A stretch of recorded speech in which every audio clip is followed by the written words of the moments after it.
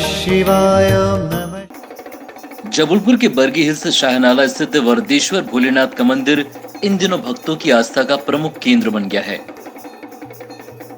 लगभग 700 साल पुराना गोंडवाना काल का ये मंदिर भक्तों की मनोकामना को पूर्ण कर रहा है।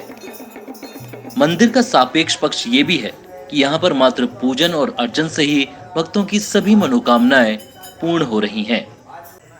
यहाँ पर नर्मदा परिक्रमा के दौरान साधु संत भी रुकते हैं और पूजन अर्चन करते हैं।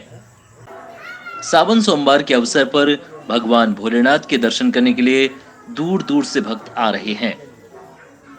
सोमवार को यहाँ पर संत राघव देवाचार्य जी पहुंचे और भगवान भोलेनाथ की आराधना और आरती की।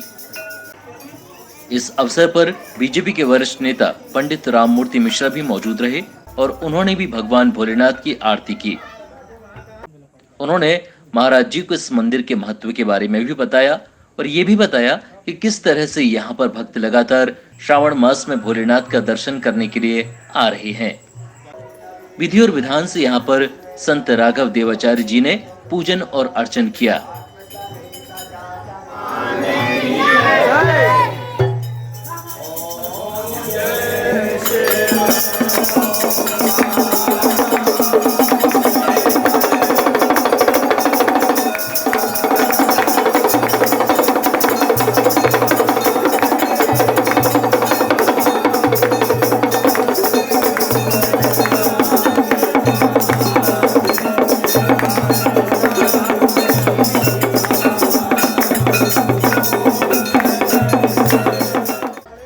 यहाँ पर भगवान भोलेनाथ का भव्य श्रृंगार किया गया था। वरदेश्वर महादेव मंदिर में पूजन अर्चन करने के बाद संत राघव देवाचार्य जी महाराज और पंडित राममूर्ति मिश्रा तिलवारा घाट में मां नर्मदा के दर्शन को भी पहुंचे और वहां काफी देर तक धर्म और आध्यात्म पर चर्चा हुई। आपको बता दें कि यहाँ पर लगातार भक्त पार्थिव शिवलिंग का निर्माण भी कर रहे हैं और उसके बाद उनका विसर्जन नर्मदा नदी में किया जा रहा है। इस मंदिर के बारे में किंवदंती ये भी है कि यहाँ पर गोंडवाना की रानी दुर्गावती भी पूजन अर्चन करने आती थीं। लोग बताते हैं कि पूजन अर्चन करने के बाद उनको भगवान भोलेनाथ की कृपा से अपार शक्ति मिली थी। वरदेश्वर महादेव का मंदिर अपने आप में एक सिद्ध मंदिर है। यहाँ पर 18 वर्षों से रामायण का पाठ 24 घंटे निरंतर चल रहा है। ये गोंडवाना राज्य का मंदिर था जो 700 वर्ष पुराना है।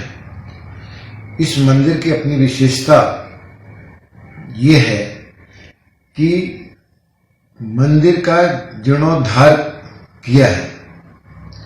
भगवान वरदेश्वर भोलेनाथ जो वहां विराजमान है, उनके बारे में जो मेरा अपना व्यक्तिगत अनुभव है, उनकी प्रेरणा जो मुझे मिली है,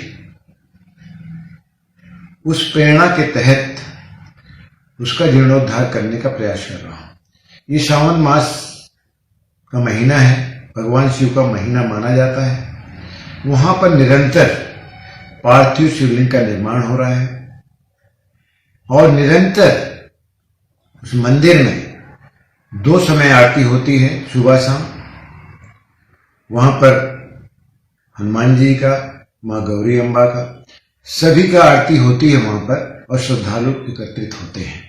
वहां की जो अपनी मान्यता है, जो एक विशेष महत्व जिसको मैं देता हूं, जिसको मैं मानता हूं, जो मैंने स्वयं अनुभव किया है, वहां पर आप श्रद्धा के साथ यदि भगवान भोलेनाथ का पूजन करते हैं, अपना निवेदन रखते हैं प्रार्थना के साथ, तो निश्चित रूप से उस बात की पूर्ति होती है, वो फलीभूत होता है।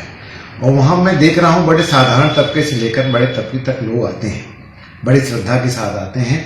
निरंतर वहां का विकास हो रहा है। उस विकास में प्रभु के साथ लोग जुड़ रहे हैं और जुड़ते चले जा रहे हैं। उसकी महिमा बढ़ती चली जा रही है।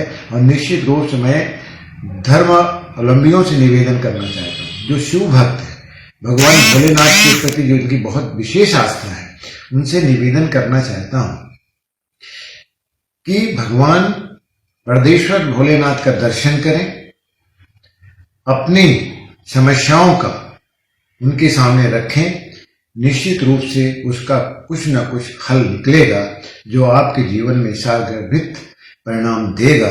ऐसी मेरी अपनी मान्यता है और प्रभु के प्रति जो आस्था है, उस आस्था के तहत जो अनादिकाल से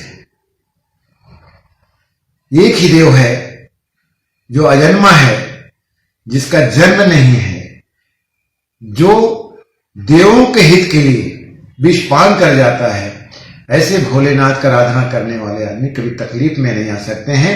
उनकी इच्छित मनवांछित फल मिलेगा ही मिलेगा ही। आस्था के इस महाकेंद्र में श्रावण मास के अवसर पर लगातार भक्तों की भीड़ जुटी हुई है। यहाँ पर महिलाएं, पुरुष, बच्चे भजन करते भी आपको नजर आ जाएंगे।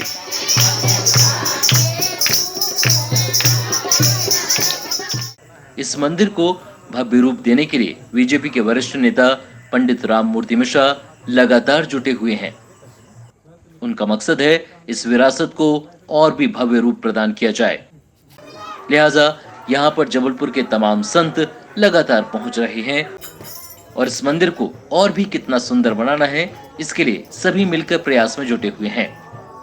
मकसद यही है कि भक्त यहाँ पर पहुंचे, भोलेनाथ का आशीष लें और उनकी सभी मनोकामनाएं पूर्ण हों।